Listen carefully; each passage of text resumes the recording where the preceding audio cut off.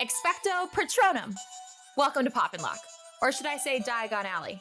This is Natalie Dowzicki. And I'm Landry Ayers.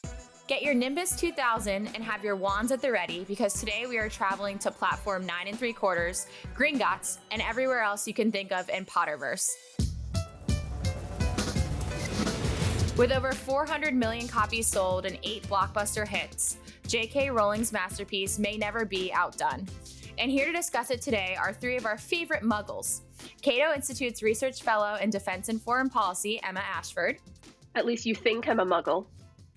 Also from the Defense and Foreign Policy Department, External Relations Manager, Lauren Sander. Still waiting on that Hogwarts letter. And last but certainly not least, Trish Beck-Peter, the Advanced Communication Coordinator at the American Institute for Economic Research. I solemnly swear that I'm up to no good. Everyone, Harry Potter is so successful. So many people have tried to take different things away from it. It's almost like a literary Mirror of Erised, in that it shows you what you want to an extent. But what do you see in Harry Potter? What is the big takeaway, if you take the series as a whole, that you think people can learn from reading the books or watching all 8 movies? So I spend more time than any adult human probably should in the world of Harry Potter. I am engaged with this wonderful community called Harry Potter and the Sacred Text. It started with a podcast and it grew to chapters of book clubs all over the world. We meet once every 2 weeks here in Atlanta to read a chapter of the book, treat it as a sacred text, and try to apply the lessons to the world around us. So I think the biggest thing that Harry Potter has done for me, outside of perhaps community, is it's a whetstone for empathy. Being able to experience the feelings of different characters. You start probably when you're young with Harry, but as you grow older, you learn how to empathize with the villains, and you learn how to be kind and be brave in situations you may have never had before.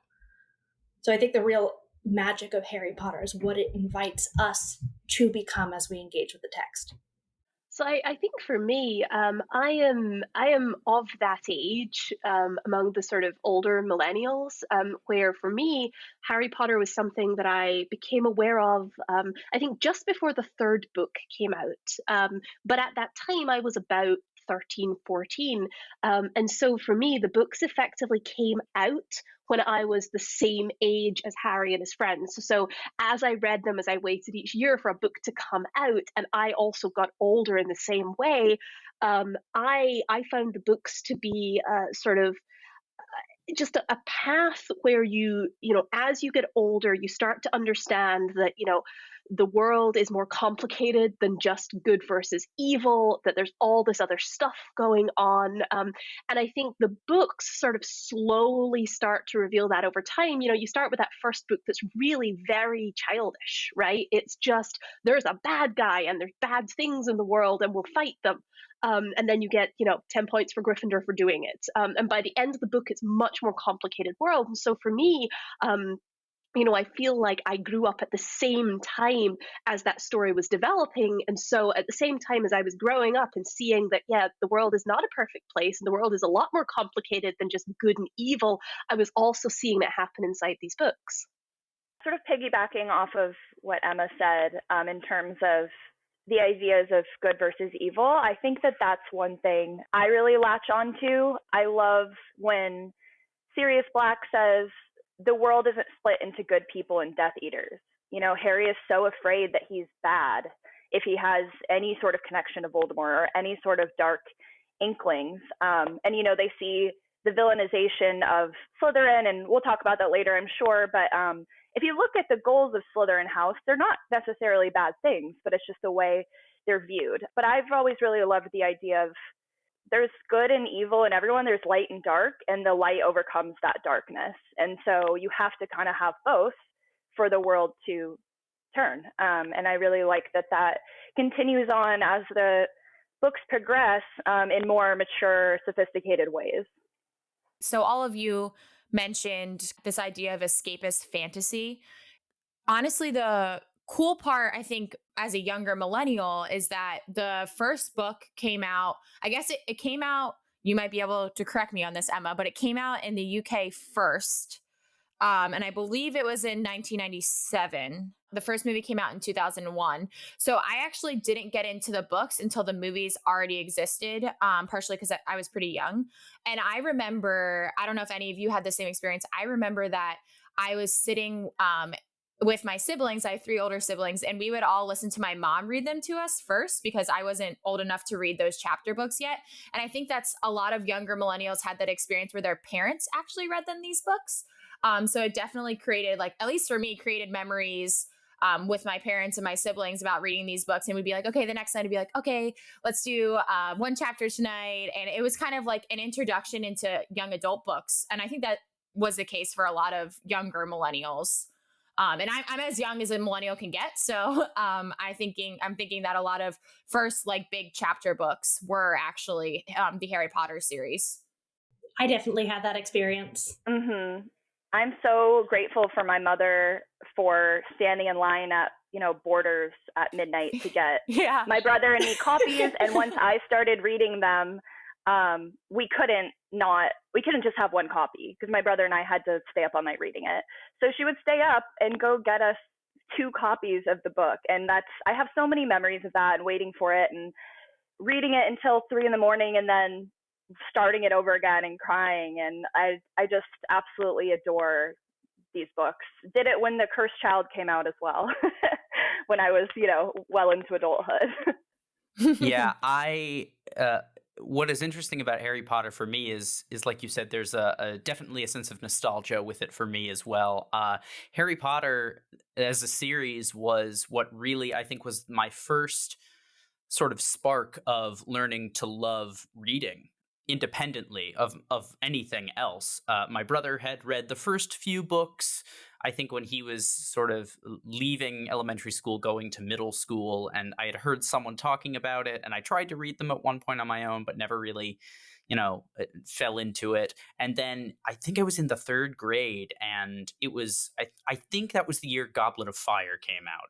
And over the course of that year, just devoured the first 4 books, and I would sit there at my desk reading them like so much, and I would do it beyond what like was assigned to us in school, so much so that my 3rd grade teacher, we had our Scholastic book fair, and they had a Harry Potter poster that was just like hanging up that they had brought as a promotional thing, and as they were packing it up, she asked them if she could have it, and she gave it to me as a gift because nobody else was reading Harry Potter at that time. And it was this like really beautiful moment of kindness that a teacher showed me very, very early on, where I was kind of rewarded or respected for taking that like initiative to do something on my own.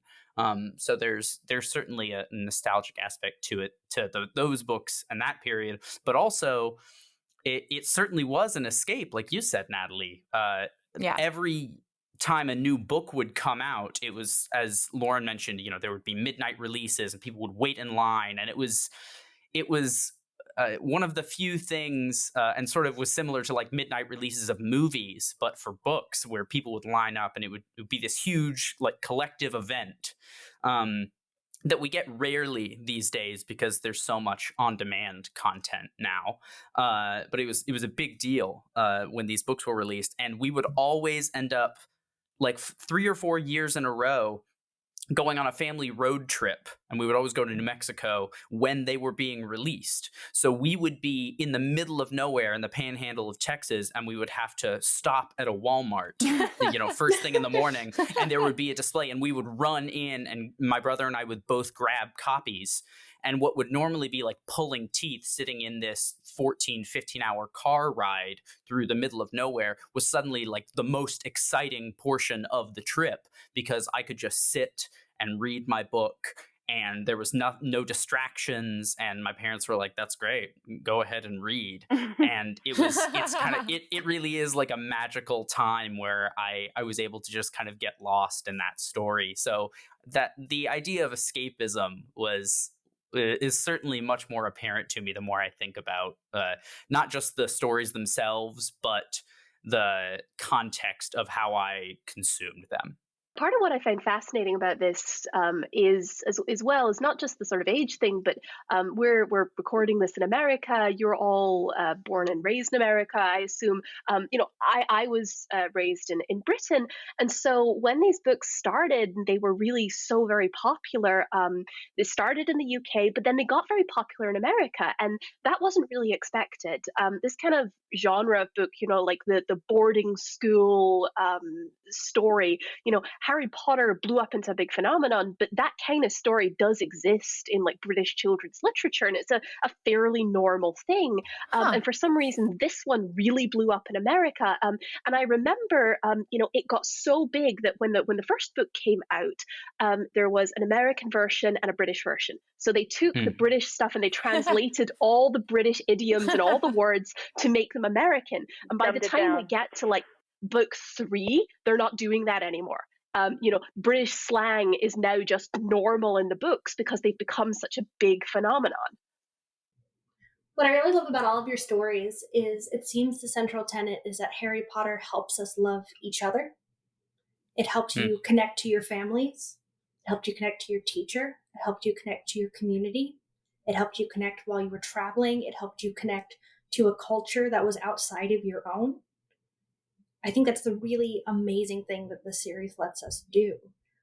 For me, it let me connect with my grandfather, who took me to see all the movies, and we would listen to the books on tape on long hard drives. And when Harry Potter World opened up in Orlando, where I'm from, going together and being able to hold his hand, walking up to Hogwarts and have our first butterbeer together.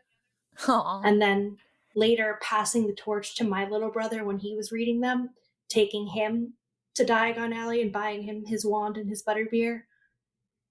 Our love for this series is it's a very vulnerable love, but it's also a love that opens us up to connection in really profound and deep ways.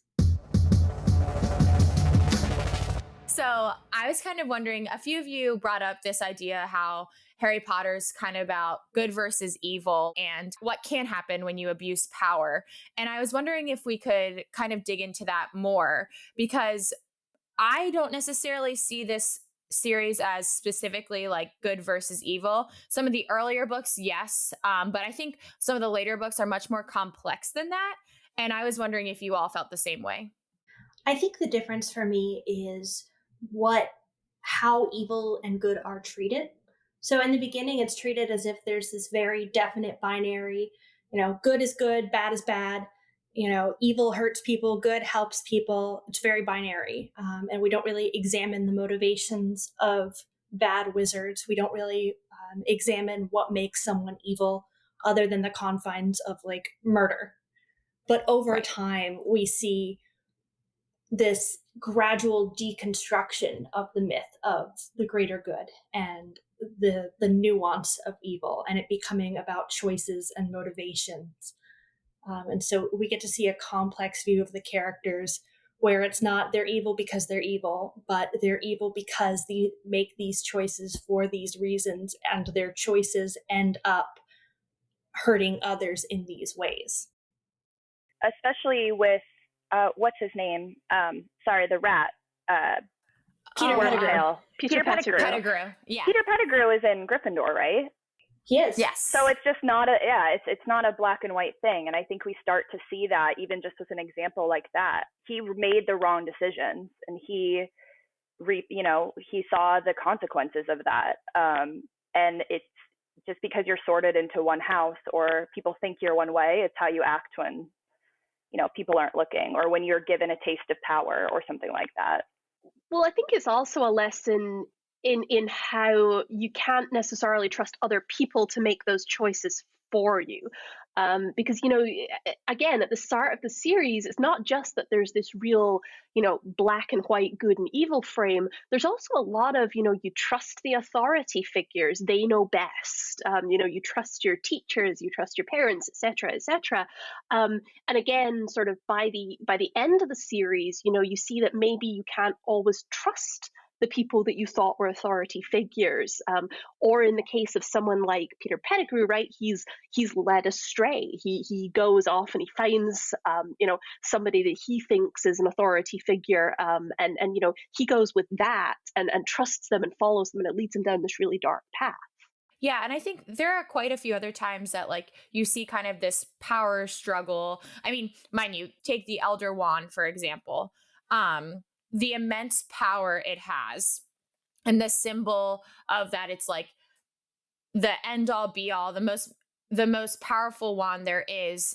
And at the end, a very end of the series, Harry decides to destroy it, signifies that like he too doesn't believe, even though it was rightfully his at that point after this like whole mix up of who de-wanded the other person, that he doesn't believe that anyone should have all of that power.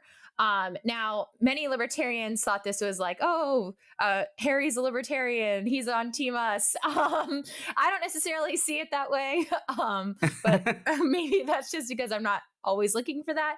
But I just kind of saw it as it's signifying that he came to the realization that through the previous 7 movies or through the previous books, they had spent so long fighting against who was too powerful and creating this whole army essentially. And he didn't want to have to like for history to repeat itself if another bad actor were to get the Elder Wand. And I think the whole Elder Wand story and boiled down is kind of the story about how no one can be trusted with all this power, not even Harry.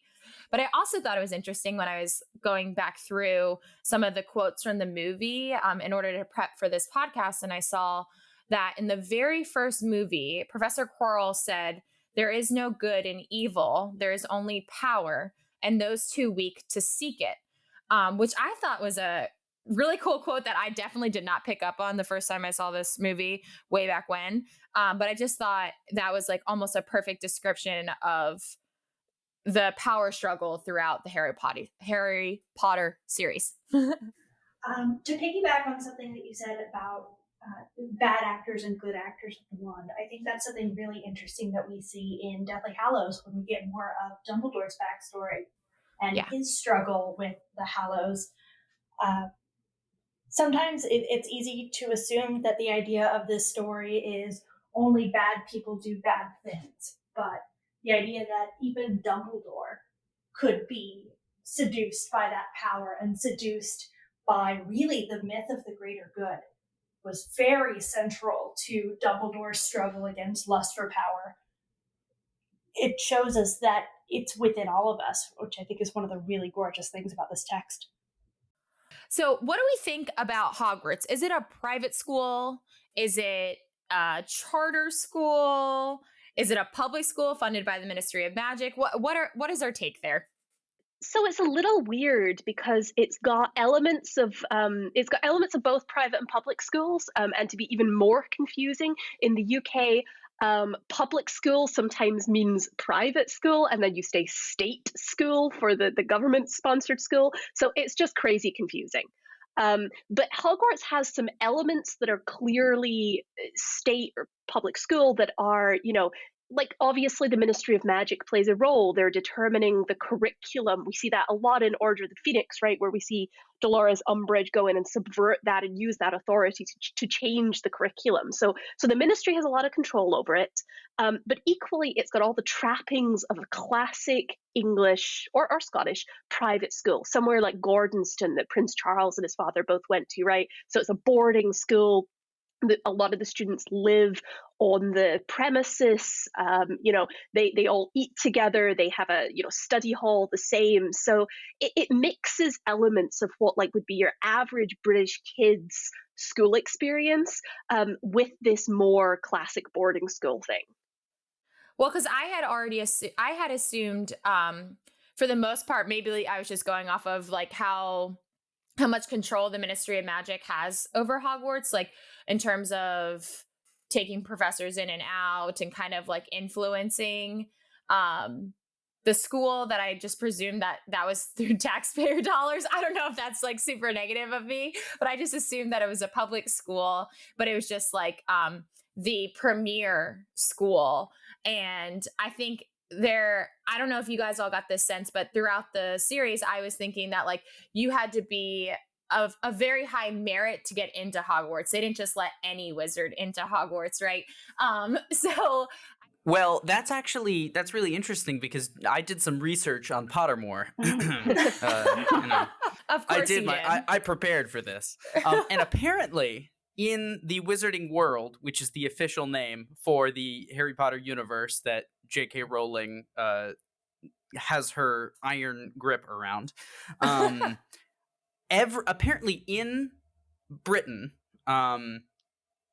or England, and there are Irish students as well. I don't want to, for all of our UK listeners, I don't want to, mess up exactly what the catchment area of Hogwarts is. Apparently, any wizard that is under the purview of the Ministry of Magic is automatically sent a letter to Hogwarts. Right. I think under very Really? rare circumstances are you not admitted. I think you can be kicked out, but that's also only students in their catchment area. So for instance, Beauxbaton or Durmstrang are from Bulgaria and France, and they have their own separate ministries of magic. And I think that's something that didn't really become clear to me until I really looked into it. The fact that the Ministry of Magic is functioning only for the United Kingdom's wizarding community, and there are other ministries of magic for other different nations. And in fact, in the US, around the same time, they don't have a Ministry of Magic, but there is actually a magical Congress that represents and administers their wizarding governmental body. But it's still very, very vague. So there's this interesting, very subtle sort of parallel of like modern nation states and international relations that is sort of overlaid with the wizarding world. From reading just the first few books, you would think that there is just a magical community that sort of moves between and is sort of globalized to an extent, but it's not really that way, which is what's so strange. Yeah. I mean, yeah, basically, at least in the original books. I mean, I know there's these new books that are set in America that I'm not as familiar with, but at least in the original books, basically the strong implication is that there's basically 3 European schools for magic, and it's sort of effectively Hogwarts for Britain and maybe Ireland, although I think it might just be Northern Ireland, and then there's a Western European one and an Eastern European one, and that sort of seems to be it. And that doesn't really seem enough unless this is just really a tiny community in some other countries.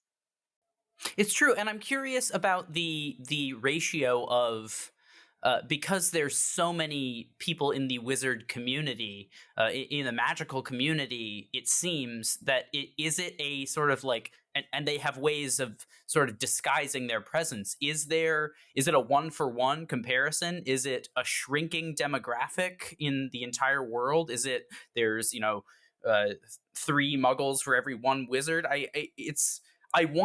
I want these details for an analytical purpose, but I also don't want it to ruin the mirage that it's just everywhere all the time. So the community, like the fan community, estimates that it's about a 10-to-1 population ratio in concentrated areas, but we also know that there are wizard communities, villages like Ottery St. Catchpole and oh goodness gracious, where is it? Where was Harry Godric's born? Hollow? Yes, thank you, Godric's Hollow. So it seems like it's not an even distribution around the world. There are probably like pockets of wizard communities where there's a higher concentration and then like really very scattered populations elsewhere. Which makes sense. I mean, if you're a wizard and you can't go to the Walmart to pick up your newt's eyes, where are you going to go? You have to live in a community that understands you, in which you can trade, in which you can engage, in which you can build relationships with a higher degree of openness than you would if you were living in a muggle suburb.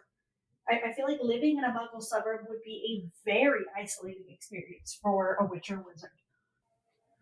The openness question that you raise, that the ability to live openly, at least within your community of other magical people, sort of gets me thinking about. I sort of immediately went to an open society of wizards per se, and it made me think about what the goal of the Ministry of Magic is said to be.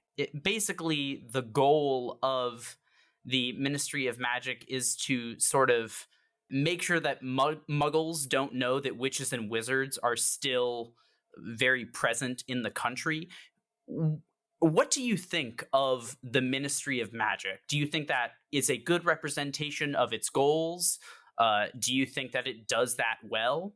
Do you think that is a noble goal that the ministry should try to achieve? What is your opinion of the Ministry of Magic, especially from a libertarian perspective, where we have our own sort of conceptions of how government should operate?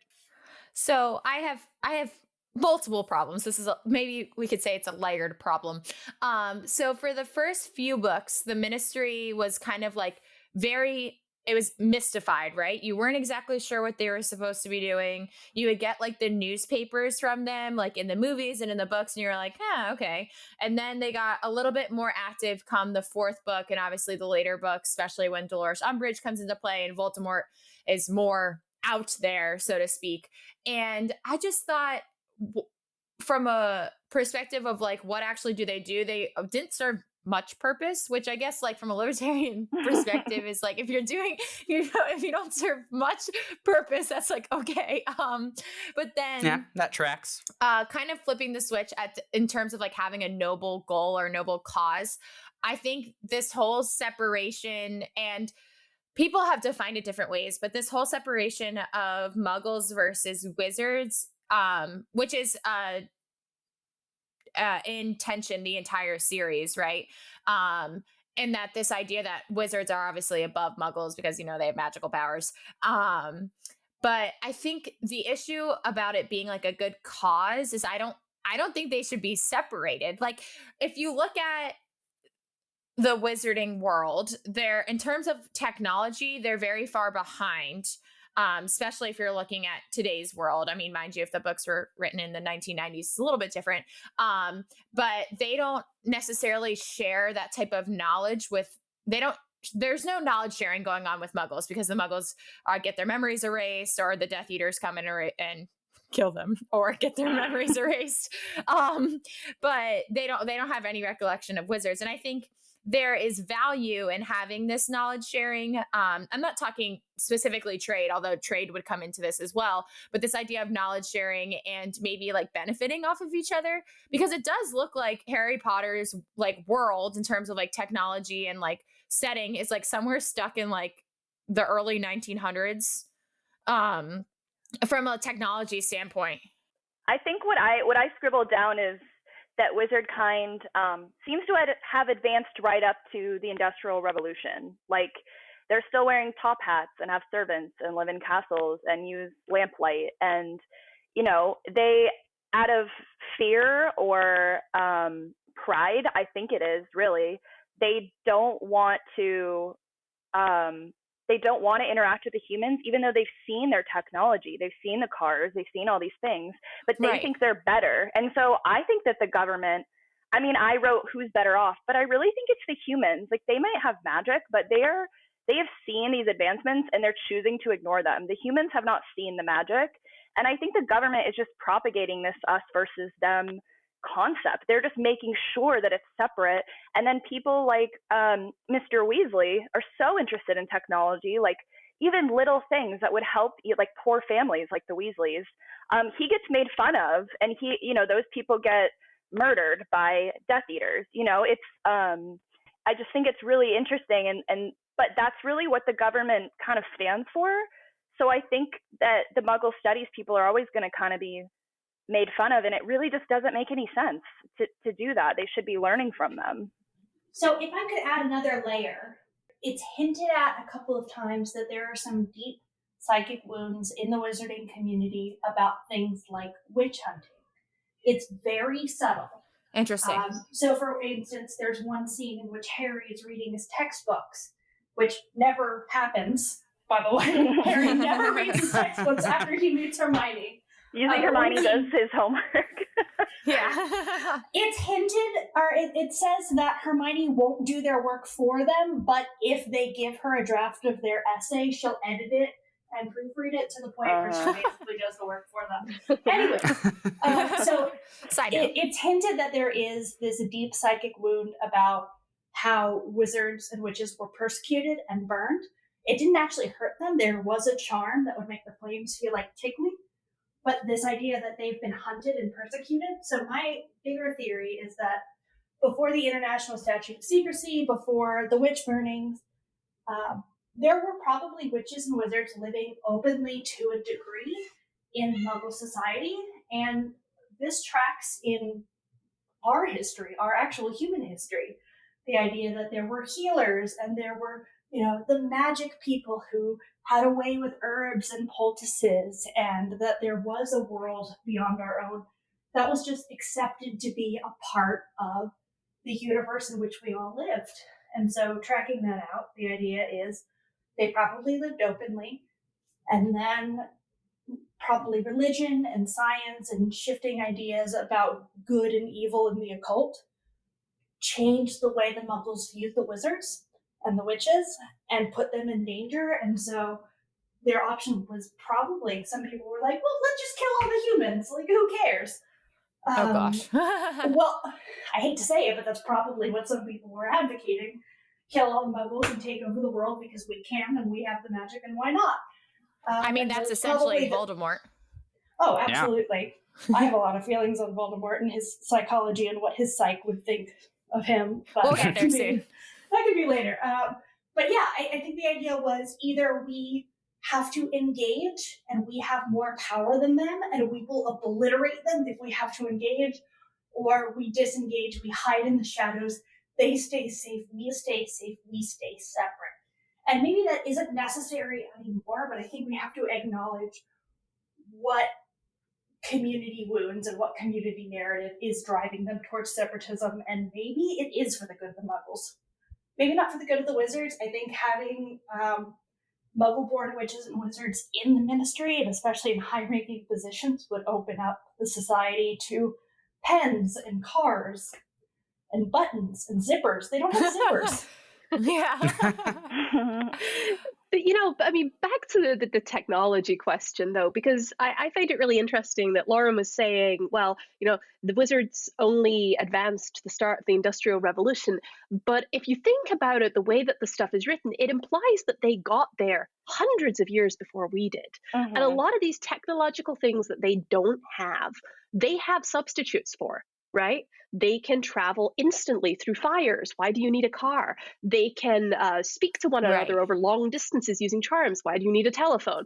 They have versions of radios and versions of recording things, and so it's not that the technology lets them do things that they couldn't do before. It's that they have these alternatives, and then why do you want to bother adopting the version that the Muggles are using when you have this perfectly good version that does basically the same thing? And I think then there's a couple of things you throw in that are like the quills, right? That are tropes about, that you would find them in other things. You'd find them in like The Worst Witch or things like that. So maybe they're just for color. But on a broader scale, it's substitute technology, not that they're behind. I do agree with that, Emma. I guess one thing I will say is not necessarily, you're right, they do have replacements for many things. Do I think they should be writing on parchment with quills? I think, yeah. They're always spilling their ink everywhere. Like, that could be fixed, but anyway. But I do think it's like, it still goes into the idea of what we're doing is better. We have a replacement. Why would we even look into a car? Like, Muggles are stupid. Like, they had to overcome their weakness with technology. So I just think it's more of like an idea of, yeah, they can totally use the flu network, but they are not even considering using cars or whatever, bikes, because they just think what they're doing is better. I guess that's sort of like the perspective I'm looking at it from, but you have a really good point. They don't need that stuff.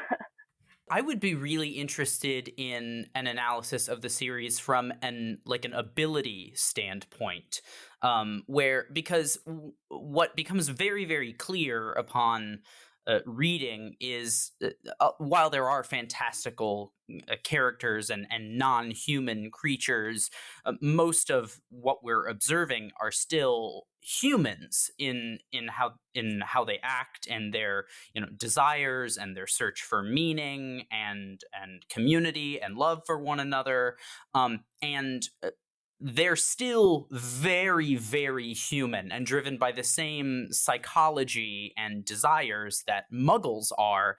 They just have a magical ability, almost like a sixth sense, that muggles are simply not born with. So it's really interesting to sort of consider a separation and almost a discrimination between the two, when in reality it is an ability that defines the two. It is not an intellectual or an enlightenment that they receive or are bestowed as a gift, so far as we know, because that's one other thing that's kind of left out, is the sort of study of religion in the wizarding world in particular, and that's something that you had mentioned, Trish, that I thought was really interesting. Is obviously there are reasons for understanding how religion and faith has influenced the view of the occult in the Muggle world and in our very real history, but we don't get the reaction to that and the sort of any sort of split that happens, at least as far as I can remember, in the books. So I think both a religious analysis of the religion in the story, not a sort of viewing the text of Harry Potter in a sacred way as you and your community has done, Trish, but also an ability sort of discriminatory analysis, I think would really bring some things to the surface that are missed on the first view. I wish there was more. The only trace I've ever seen of religion in many, many rereads is that Christmas is celebrated at Hogwarts. Right. We get all the trappings of Christmas, but Christ is never mentioned. Religion is never mentioned. I don't even know if anyone ever says, "Oh my God."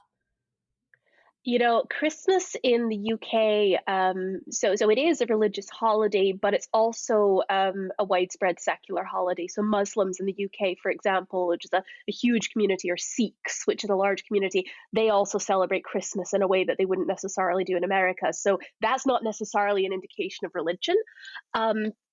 I do think, J.K. Rowling seems to have been very careful not to put religion explicitly in the books at all. But some of the ideas that come through, at least from my background and my point of view, are just very reflective of the Scottish Presbyterian Church that we were both raised in, which is a very simple Christian faith, which is, you are responsible for your own relationship with God. The church is a fairly communal affair. Try not to be very judgmental. There aren't very many sacraments, that kind of thing. And I see that in various places in the books. I see the words that are written on Harry's parents' grave, right? That the death is the greatest enemy and it will be the last to be destroyed. That is, for me, a fundamental tenet of my religion, just stated somewhat differently. And I find that in some other places throughout the books as well. The idea that the dead aren't gone; they're just on the other side, and we'll go and join them someday. That they can see us, that they can hear us. I find that if you're familiar with what religion looks like for the author, I see it throughout the books. I'm just not sure if you would if you weren't coming from that culture. I definitely didn't connect with it that way coming as Catholic. But the way you just described death is perfectly enshrined in the veil that Sirius falls through at the end of 5. Another thing that when Trish was talking and Emma was talking earlier that kind of came up kind of interestingly is that Trish was referring to the idea that the wizards separated, like it was kind of mutual, that the wizards and muggles would separate, and that it was like understood that this separation was best for like everyone. And I don't know, I didn't necessarily ever read it that way. And I don't, if I'm misinterpreting you, Trish, you can go ahead and tell me so. But I think a lot of people, and kind of what I saw, kind of reported online as well, kind of saw it done in like a racist type of way. Now, it's not, being a wizard and being a muggle is not necessarily, they're not different races, but it being like Landry said, like very discriminatory in terms of like muggles are beneath us. And that's kind of the narrative that Voldemort pushes, right? Or he who must not be named, and now I'm doomed because I just named him. But I kind of wanted to dive into that a little bit and kind of talk about Voldemort's worldview and kind of how that plays out throughout the story. So I can frame how I see Voldemort seeing his own worldview, because when we look at it, it is inherently racist, and it is. But the bad guy never thinks they're the bad guy. The villain of course always imagines themselves to be the hero. So the way I think Voldemort sees the world is that magic is a gift to be protected and cultivated. And the best way to protect and cultivate that gift is to protect the bloodlines that carry it from dilution. I'm gagging. I want you to know that I'm gagging, and I think this is gross, but yeah, this is how he sees it. And the fear is that if the bloodlines are diluted, this gift will eventually disappear from the world. It's very Charlottesville, we will not be erased. Right. You know, to come back to the point Landry was making a bit earlier about the Ministry of Magic, something I find very disturbing throughout the series is I think Voldemort found it easy to subvert the Ministry in the later books, in part because the Ministry of Magic seems to share some of that viewpoint, institutionally at least. We see that in the later books, we see that there is at least one muggle that is aware of the wizards, right? And it's the Prime Minister. And the implication institutionally is that the Ministry of Magic is just a ministry, right? So in Britain, the ministries are the equivalent of cabinet secretaries in the US. And so, the Minister of Magic, I guess, is meant to be subordinate to the Prime Minister. But that's not how that relationship plays out at all when they actually have a conversation. The Minister of Magic is very much, I am superior to you. I'm telling you what's happening, and now I'm leaving, and you don't get to ask questions. And it seems that sort of institutional view in the Ministry of Magic, that there is some superiority to the Muggles, it is similar to what Voldemort is pushing. He's just a lot blunter about it. Oh, for sure. I think he's a lot more upfront about it. And I think also towards the end, we see that the Ministry has been essentially infiltrated, right, by Voldemort and his allies, his creepy allies. Right. But and my point is kind of like, he wouldn't have been able to do that if there wasn't some support inside for those sentiments. Right. And then, which is what ultimately leads up. So he has support for his ideals from people who are presumably a pretty high status within the wizarding world. And then we get, in response to like backlash to them, we get Dumbledore's army, which is essentially comes up in the it starts in this, Trish is going to know this better than me. Does it starts in Order of the Phoenix? It starts in the Order of the Phoenix. Okay, I thought I was going to go one book later. But I think it's interesting because that idea of Dumbledore's army has jumped over into our world.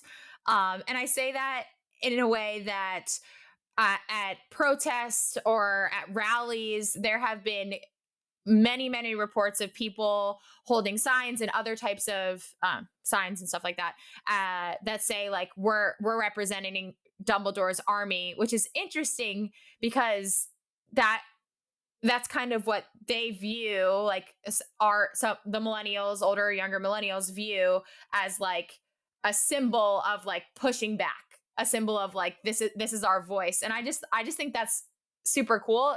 It kind of sucks that that's the way it comes out, but like I think it's super cool that that's something that we related to in the book, and then we come and see it in practice. Harry Potter's been a tool for a lot of social justice that I've seen in the last few years. If you're familiar with the work of the Harry Potter Alliance, they're a pretty big nonprofit.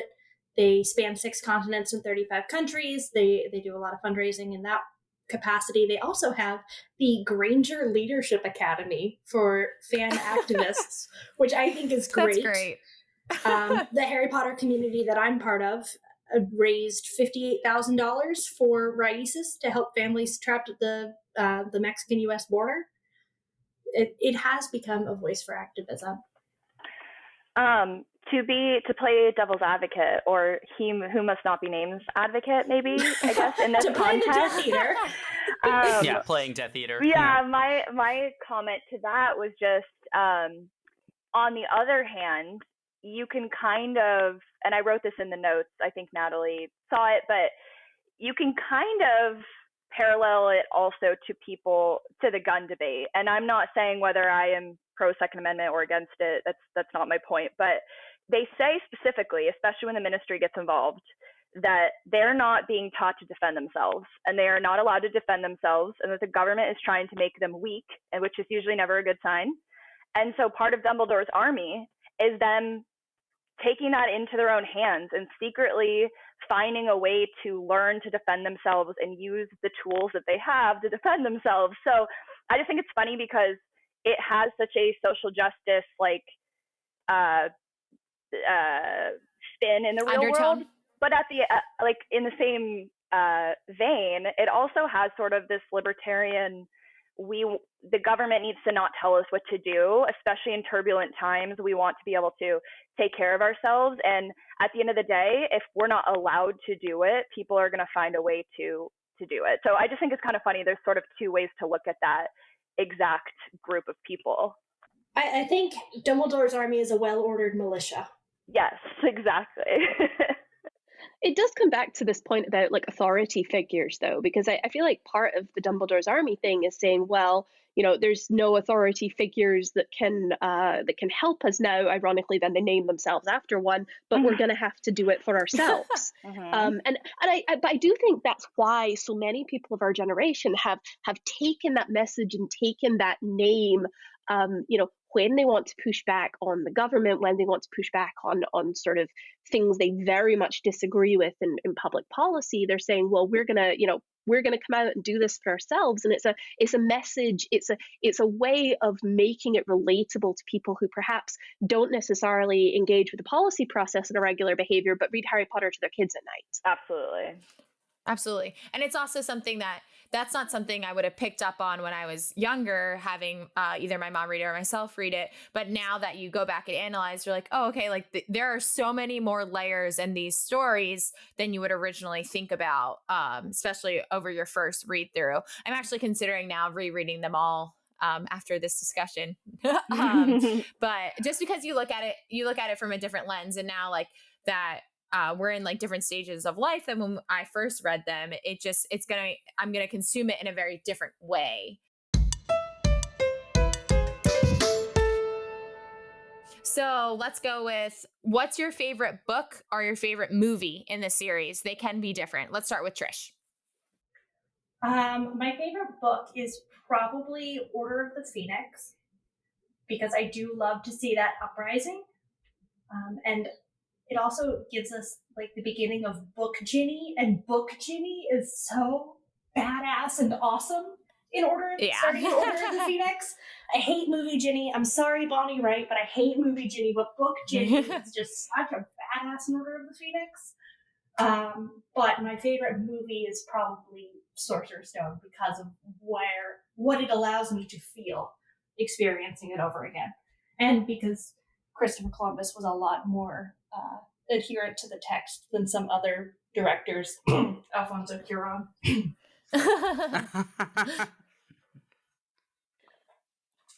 I think my my favorite book is the last book is Harry Potter and the Deathly Hallows. Conversely, my least favorite movie is the second Harry Potter and the Deathly Hallows. I really, really just hate what they did with it. I hate the ending. I don't think it's true to the book at all, and it really bothers me. I do like number 3 in terms of the movies, Prisoner of Azkaban. I think that was a good movie. I think some liberties were taken, but I actually think it improved it a lot, unlike some of the other movies. Yeah, that's so.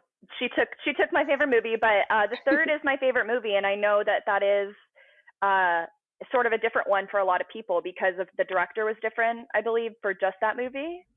Yes, Trish, it was I feel like you would know that. But I just love the symbolism and the darkness and the birds and the way they filmed it, and I just think it's so interesting. It always keeps me engaged, and I love the time loops because you feel like the movie's over and then you get a whole new movie again, sort of. Like, it's so exciting. Yeah. So that's always been my favorite. And books wise, I think Half-Blood Prince is my favorite. I don't really know why. I just think I love trying to figure out who it is, you know, like you have your ideas, and kind of seeing Harry sort of hide this, and he's so interested in what's going on, and it's really consuming him. So I just love that whole storyline. And it's an exciting book as well. There's a lot that goes on, especially at the end, and it sets up a lot for the next book as well. My favorite book, hands down, has never changed. It will always be Goblet of Fire. Me too. I love how it expanded the world.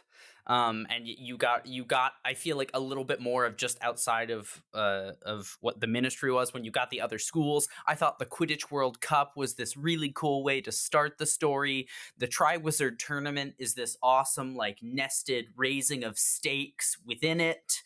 And then it's also, I feel like, the first time that we sort of start to see the characters go through the sort of painful parts of adolescence amongst each other.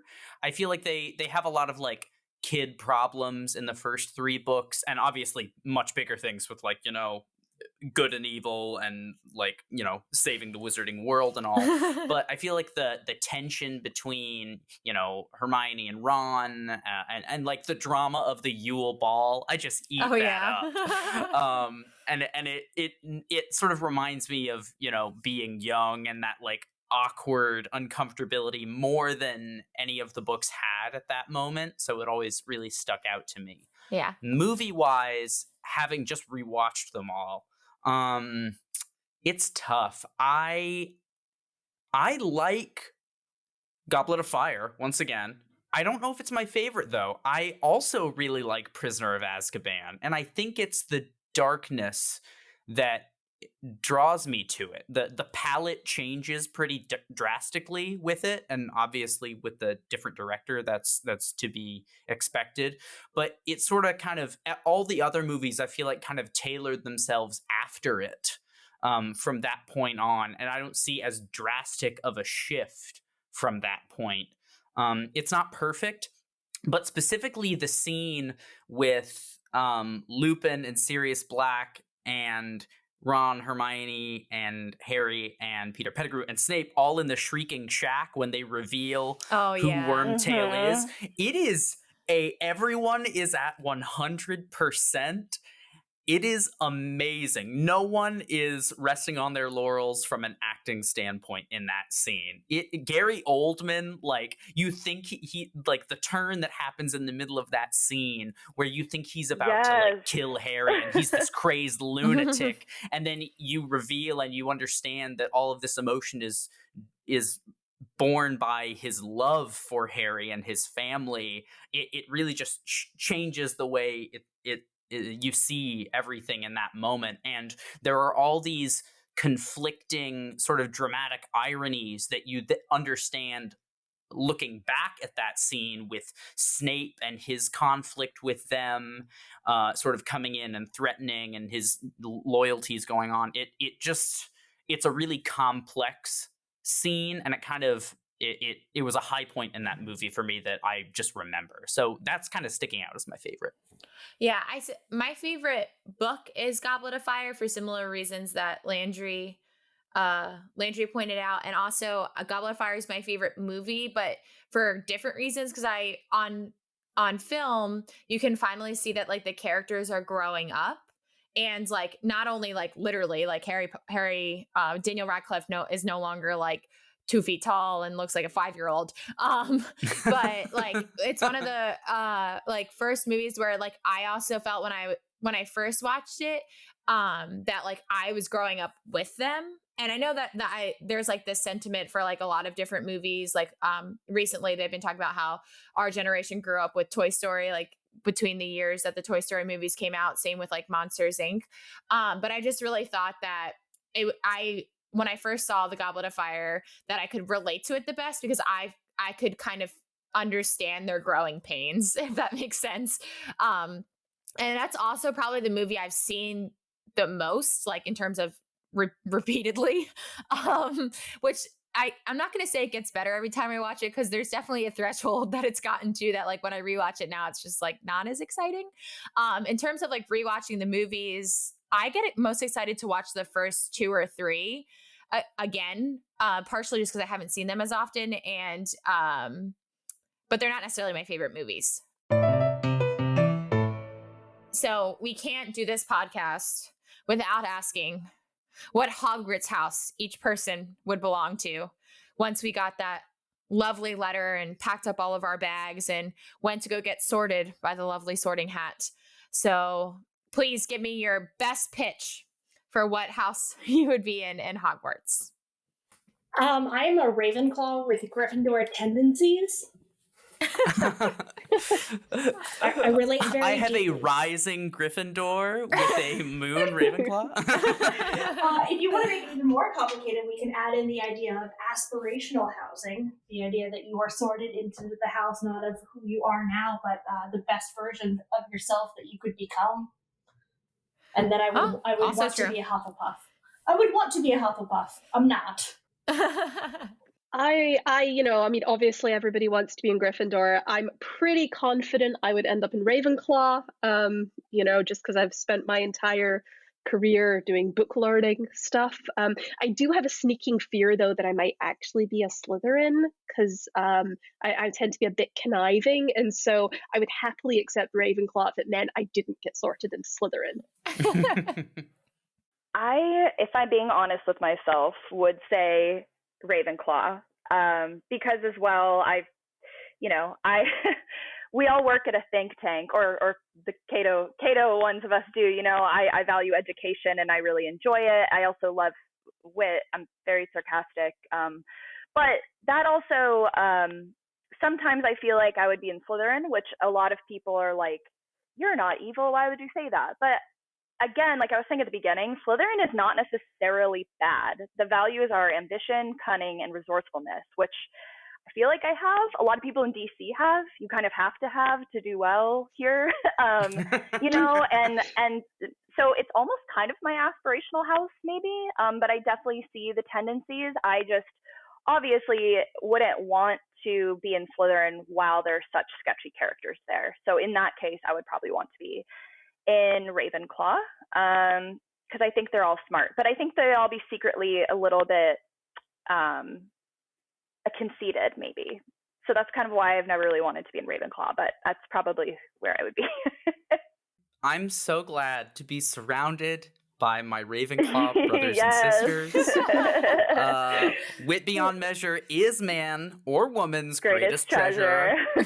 Get your claws up, caw. I don't know what sound ravens make, but I'm gonna say it's caw. Yeah. And it just makes me feel so good. I think there's a part of me. There's a little bit of a goofiness of a Hufflepuff, but I think that goofiness more manifests in the sort of out loud qualities that Gryffindors might have. But I think deep down, in my sort of introverted self, I think I would do best in Ravenclaw. Plus, I think the blue brings out my eyes, so I don't want to. I don't think red looks good on my pale skin. So if the Sorting Hat were talking to me, I would be like, "Please, I'm not a summer. Please, I'm not a summer." I think every libertarian thinks that we're a Ravenclaw, but everyone else thinks that we're a Slytherin. Yeah. I was gonna ask. I was very curious if anyone thought, like, would all people who self-identify as libertarians be sorted into the same house? And if they did, which one? And I think you've pretty much nailed it. Yeah, but I don't think I'm a Ravenclaw, and here is why. Natalie, you are a Gryffindor She is. to a Through T. and through. I guarantee. You She don't is. even have to tell. Anyone who has listened is like, Natalie's a Gryffindor. Natalie is a Gryffindor. I am not a Ravenclaw, but I would say that like I have some Ravenclaw like undertones, if that's that's possible. Are those like notes of Ravenclaw Notes that I of see? blue. And if we're going off fashion sense, like my skin tone does go pretty well with Gryffindor colors, but I do think I am a majority of me is Gryffindor. I have a slight Slytherin in me, partially just because I'm the youngest of four siblings in my family, and I really had to develop my sense of sneakiness and cunning in order to, win those battles when I was younger. So I do think there is a slight sneakiness in me, but I don't necessarily. When I see myself, I don't see Ravenclaw at all. But maybe that'll change as I grow older. And now, the part of our show where we get to explore all of the other media and content that we've been consuming during this time of social distancing as we record this. This is Locked In. Trish, Emma, Lauren, what have you been doing with all of this time that you've been at home? What have you been consuming? TV, movies, books, games, hobbies? What are you locked into? I've spent a lot of time recently with the Twilight series. I know everyone loves to hate it. No, I started as a love to hate for me. It has turned into an unironic love. I will watch those movies. Oh my gosh. So Yeah. when what happens to Carlisle at the end of Breaking Dawn Part 2 happens, I'm watching that tomorrow. I'm not going to say what happens. I'm just going to say my heart was racing. He's fine in the books. My fingers are. Here's the thing about Twilight for me. I think our culture automatically hates anything that is meaningful to preteen and teenage girls. I think our culture loves to demean and belittle anything that girls of that age feel strongly about. I think preteen music is always written off. I think preteen books are always written off. I think male authors are allowed to churn out a new action book about a white male heterosexual hero every year, and no one gives them shit about it. But Twilight is somehow hated because teenage girls like it. It's not a well-written series. The writing is terrible. I will not defend the writing. But the story is good, and the characters are good, and I think moving past this cultural framework where we hate what teenage girls love will allow us to empathize more with people who we tend to culturally dismiss. So, Team Twilight, but not Team Edward or Jacob, because I think that's stupid and derivative, and we should all support Bella and her choices. Wow. Well, the former teenage girl in me is still a little appalled. I just want to go on record as saying Twilight is the worst thing I've ever seen in my life. It is terrible. Like, but I love unironically how terrible it is. But in terms of locked in and what I'm locked in with, mostly I'm locked in with two kids under 2, so I don't have a lot of time. That counts. But I finished reading the third one in John Scalzi's series, The Collapsing Empire. The third book. That was excellent. I really enjoyed it. It's about it's basically about a space empire, and they suddenly discover that the technology that lets them transit between space systems is failing.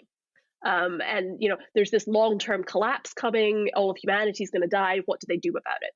And so it's clearly meant to be an allegory for climate change, but in the present moment, it seems a lot more applicable. So I really enjoyed that. That was really great.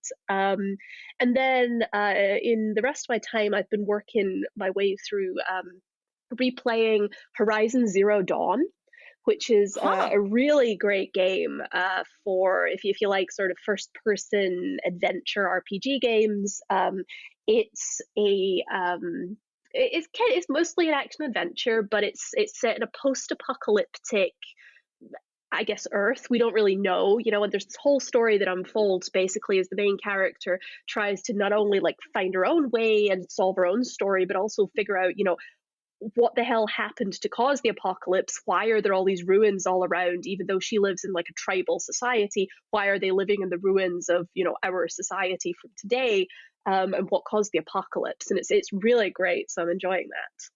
Very cool.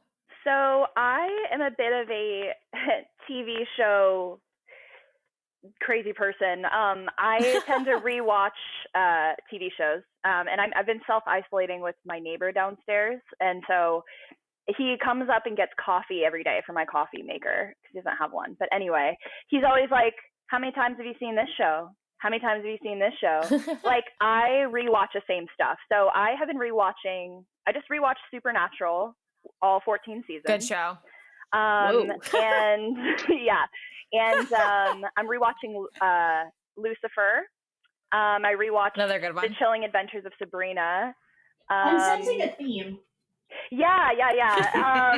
And I just finished watching. He and I have started doing like themed stuff, so we're starting at Hitchcock movies. But so far we've watched the show Luther, and we just started The Killing, and we watched Ozark. So we've got a lot done. Good one. And I just finished reading Dr. Jekyll, Mr. Hyde, and I'm starting on The Bell Jar today, actually. Oh, nice. So yes, there's lots of themes going on. I like the dark stuff, which is why I love Harry Potter, obviously. But yeah, it's been keeping me entertained. I always have something on in the background. I can't really focus without like some conversation in the background. So I have been doing a few things. So I watched all of Upload on Amazon Prime. Very good. Kind of a dark undertones, but comedy. Like it's a lighter show, if that makes sense. I mean, it's based off of someone who passes away and uploads his consciousness to this like futuristic like AI heaven, essentially. And that was really good. I got through it in like a day and a half. And then, much to my boss Aaron's lovely pushing of me watching Mr. Robot, I have started Mr. Robot. I'm only on the 5th episode. He claims it to be the best show of all time and will never give that up.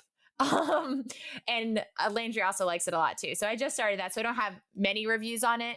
On the reading front, I've actually been reading a lot because I've been help nannying a family for 2 years now. So I've been splitting my time between here and there, and then we're not seeing any other people. And I read The Girl on the Train, and now I'm reading Woman in Cabin 10, which are both oddly dark and pretty much the same story. They're like murder mysteries, strong female main character. And my next book, I'm hoping to do Overcharged, which is one of Cato's books. It's a healthcare book. I've had it on my shelf for a while. I just haven't had a chance to open it yet. But one other exciting thing, I have also become addicted to Jackbox games. Yes. Which you play on Steam. And I have probably, so far this week, I think I've played like 5 or 6 hours of Trivia Murder Party and I Quiplash. love that game. Oh my gosh, I play that with my parents every Friday. So, and I paid $20 for them. So we've been having a blast. Me and my family have been playing that. Me and my housemates have been playing that. So that's a lot of fun. If you want to do like games via Zoom with people, you can just screen share, and it's a lot of fun. For television, I haven't been doing as many like prestige TV shows just because I haven't felt the need to commit to much. I started Killing Eve, and I'm about 3 episodes into that, show. And I like it, but I haven't gotten further than that. There are 2. I hesitate to call them reality because there's not much about them that's very real, but they are delicious to watch in a trash TV sense. The first one is on I believe it's History Channel, and it is American Pickers. Oh yes. And it's 2 like junker antique dealers that own an antique store, and they go visit these people in like rural areas, and they go through all of their junk and antiques and they buy stuff from them, and it's the perfect just put it on in the background stuff, because they're just climbing through barns and like haggling over like old rusty fans and oil signs that they're gonna like turn and sell to someone, and they have their banter and they're goofy. It's good fun. The other even trashier television show that I love, my fiance told me about. It's a little TV show on the Bravo network called Below Deck. Yes. I watched that too. Oh my gosh.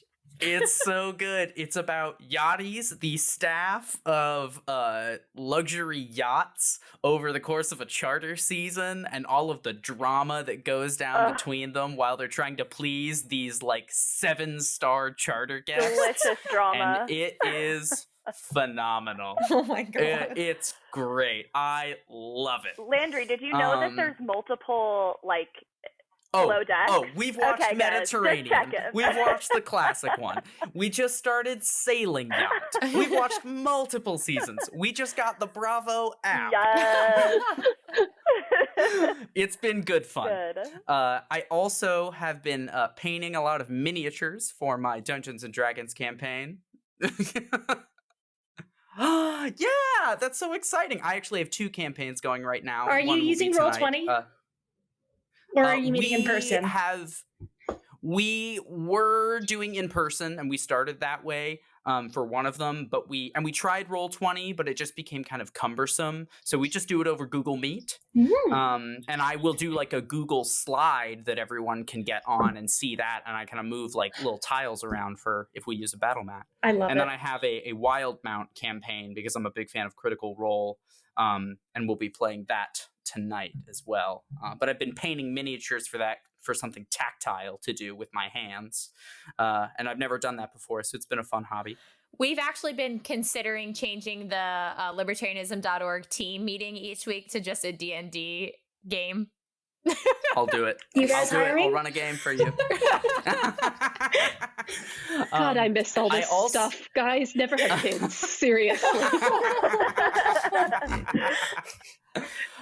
I also have been playing, I just got a board game called Fog of Love, which is really cool. And it's a 2-player board game, kind of storytelling role-playing game where you and the other person basically go through the stage of a romantic relationship between 2 people, and you each have like goals that you randomly draw, and you're trying to self-actualize, or are you trying to be in a loving relationship? Are you trying to be equal partners, or does your character feel like they need to be dominant? And then you play through a bunch of scenarios and say like what your characters would do and how you fell in love. And at the end, you may not necessarily stay together. Part of the game is finding out whether the other person wants to stay in a relationship with you based on the happenings of the story. And it's just really shockingly fun. It's billed as like a romantic comedy board game, which at first I was like, what? But it's a lot of fun. And it's also just a really beautiful board game. It's really well made. So I highly recommend Fog of Love. And I've also been playing Fiasco, which Aaron, our editor at Libertarianism.org, taught me. It's another storytelling collaborative game of crime gone wrong in the vein of Fargo or Burn After Reading. People with high ambition but very, very bad luck. And it's a lot of fun. And a Sherlock Holmes game where you solve mysteries called Sherlock Holmes Consulting Detective I just bought. So I'm trying to do things without screens as much as possible, considering I have just been on them so much. Landry, how's your Animal Crossing village doing?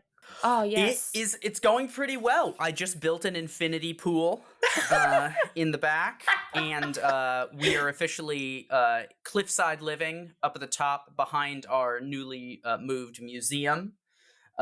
We just kicked out our first villager. It was not the one we wanted to kick out, but we got a cute little frog named Lily. Lily is lovely. I was searching for months for a cowboy hat for my character, and I finally got one. Now I just need a cutting board so it can complete my kitchen. Don't we all? thanks for listening. If we got a crucial piece of wizarding canon wrong, or if you have something you want us to cover on the show, you can slither into our DMs on Twitter at PopandLockPod. That's Pop, the letter N, Lock with an E, Pod.